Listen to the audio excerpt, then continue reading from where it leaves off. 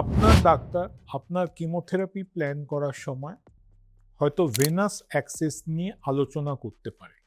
তো এই venous access ব্যাপারটা কি?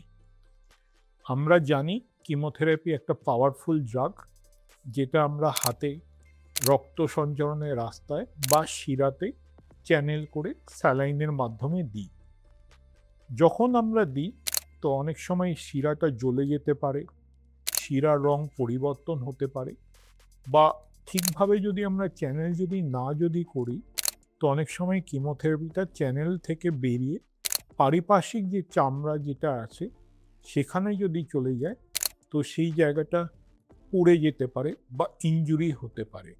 তো যেই সব পেশেন্টদের কিমোথেরাপি হয়তো অনেক দিন ধরে চলবে, মানে ১ বছর বা ২ বছর বা অনেকক্ষণ ধরে চলবে, মানে যেমনি ২৪ ঘন্টা বা ৪৬ ঘন্টার মতো, তখন আমরা বলি যে একটা ভেনাস অ্যাক্সেস করিয়ে নিন। এই ভেনাস অ্যাক্সেস দুভাবে করা যায়। এক হচ্ছে পিক লাইন, PICC লাইন, যেটা রেডিওলজিস্ট করে দেয় একটা আল্ট্রাসাউন্ডের মাধ্যমে হাতের একটা বড় শিরাতে একটা চ্যানেল করে দেয়।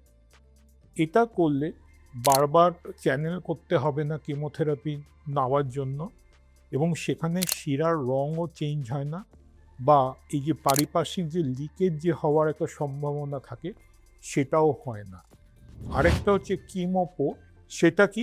সেটা হচ্ছে একটা বোতামের মতো একটা জিনিস, পেশেন্টদের কলার বোনের নিচে চামড়ার ভিতরে লাগিয়ে দেওয়া হয়, এবং সেখানে থেকে আমরা যখন কিমোথেরাপিটা দিই, কিমোথেরাপিটা ডাইরেক্টলি হার্টে চলে যায়, এবং সাইড এফেক্টও তার অনেক কম থাকে। তাই আপনার ডাক্তার যদি আপনাকে PICC লাইন বা কিমোপোর্ট করতে বলে, সেই অ্যাডভাইসটা ফলো করবেন। সেটা কিন্তু উনি আপনার ভালোর জন্যই বলেছেন। ভালো থাকুন, সুস্থ থাকুন।